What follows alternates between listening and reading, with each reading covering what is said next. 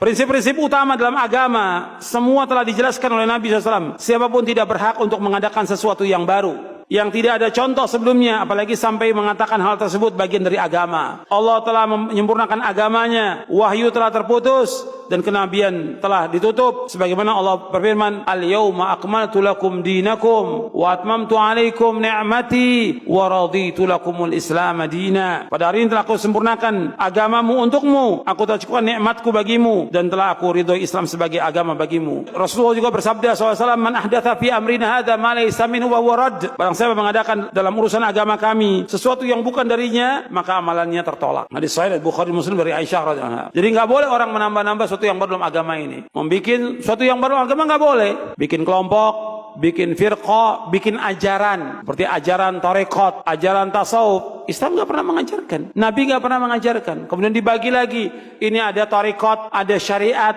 ada hakikat, ada ma'rifat. Nggak ada dari Nabi SAW, nggak ada dari sahabat.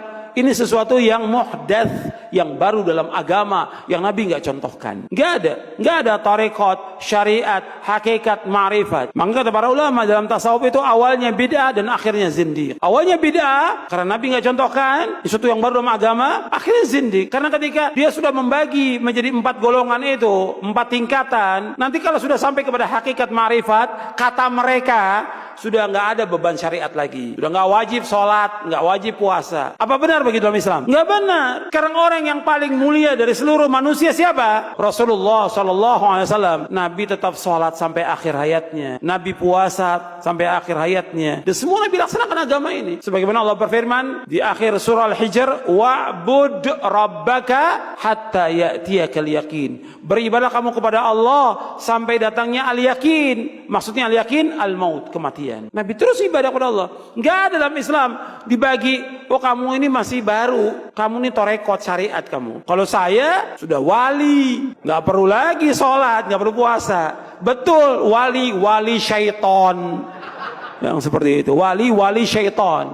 Gimana dia menggugurkan kewajiban sholat? Kalau orang mengatakan bagi saya sholat tidak wajib, dan sudah sampai hujah pada dia, kafir, keluar dari Islam. Orang itu keluar dari agama Islam. Kalau dia mengatakan bahwa puasa Ramadan nggak wajib bagi saya karena saya sudah mencapai derajat wali, kafir, keluar dari Islam. Kalau sudah sampai hujah pada dia. Ini sepakat para ulama tentang masalah ini. Dan mereka lagi bagi nanti tentang hakikat dan syariat. Dan yang lainnya mereka bagi. Dan nanti juga saya bahas di buku ini. Nggak ada. Makanya Al-Hafidz Ibnu Katsir ketika menjelaskan ayat ini, Al-yawma akmaltu lakum dinakum wa atmamtu alaikum ni'mati wa raditu lakumul Islam madina. Kata Al-Hafidz Ibnu Katsir yang ringkasnya, tidak ada agama kecuali agama yang dibawa oleh Nabi Muhammad SAW. Tidak ada tarekat kecuali tarekat yang dibawa oleh Nabi Muhammad SAW. Tidak ada syariat kecuali syariat yang dibawa oleh Nabi Muhammad SAW. Anda bisa lihat dalam tafsir Ibnu Katsir tentang ayat ini. Al-yawma akmaltu lakum dinakum wa atmamtu alaikum ni'mati wa raditu lakumul Islam madina. Enggak boleh orang bikin sesuatu yang baru dalam agama ini. Yang tujuan mereka untuk mencapai kepada Allah tidak bisa sampai kepada Allah. Semua firqah, semua golongan, semua yang baru yang dibuat oleh manusia tidak akan sampai kepada Allah kecuali dengan apa yang dilaksanakan Rasulullah SAW dan para sahabatnya baru akan sampai kepada Allah Taala. Itu penjelasan para ulama. Harus jelas dan tegas disampaikan kepada umat ini supaya umat tidak sesat. Umat ini harus jelas karena agama Islam agama yang jelas. Maka akidah salaf ini, akidah Ahlussunnah, akidah yang jelas gamblang. Anda bisa lihat karakteristiknya, jelas gamblang. Enggak sembunyi. Kita harus jelaskan. Kalau kita sayang kepada umat, jelaskan semuanya. Yang hak-hak, yang batil-batil, yang sesat-sesat kita jelaskan. Yang benar-benar, yang sesat-sesat kita jelaskan. Yang tauhid-tauhid, yang syirik kita jelaskan. Yang sunnah-sunnah, yang bid'ah-bid'ah kita jelaskan. Baru umatnya akan tahu, dia akan berjalan di atas siratal mustaqim. Kalau tidak, seperti yang kita lihat sekarang ini. Umat nggak tahu dibawa kemana. Oleh kiainya, oleh ustadznya nggak tahu. Saya cuma ngikut aja nggak tahu. Dan mereka harus belajar tentang agama ini supaya mereka tidak disesatkan oleh para tokoh.